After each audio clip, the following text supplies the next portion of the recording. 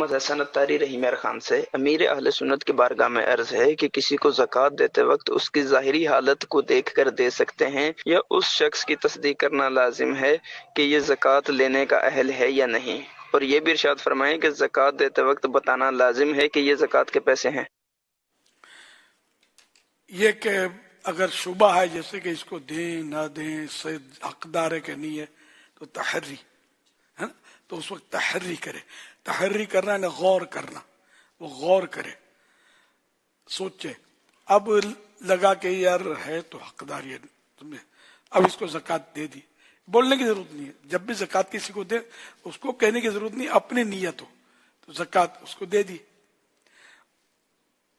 اچھا بعد میں پتا چلا کہ یہ تو قابل نہیں تھا زکوٰۃ کے، تو اب یہ زکوٰۃ آپ کی ضائع نہیں ہوگی کیونکہ آپ نے غور کر کے دی تھی، زکوٰۃ ہو گئی. اچھا اب غور نہیں کیا اور دے دی اس کو زکوٰۃ.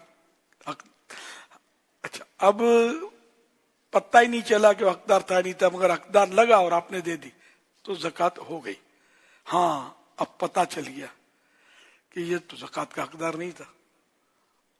اب چونکہ آپ نے غور بھی نہیں کیا تھا، تحری بھی نہیں کی تھی، غور نہیں کیا تھا، تو اب یہ زکوٰۃ نہ ہوئی. اور بتانے کی بہرحال ضرورت نہیں ہوتی. کسی کو زکوٰۃ دی کہ یہ زکوٰۃ ہے، عیدی کہہ کر، گفٹ کہہ کر بھی زکوٰۃ اس کو دی جا سکتی ہے. اور زکوٰۃ دے دی کسی مستحق کو، اس وقت نیت بھول گئے تھے، دے دی، تو جب تک اس کے پاس وہ چیز موجود ہے اس نے اس کو ہلاک نہیں کیا، ختم نہیں کیا. جیسے رقم تھی تو خرچ کر دی اس نے، تو اب نیت نہیں ہو سکتی.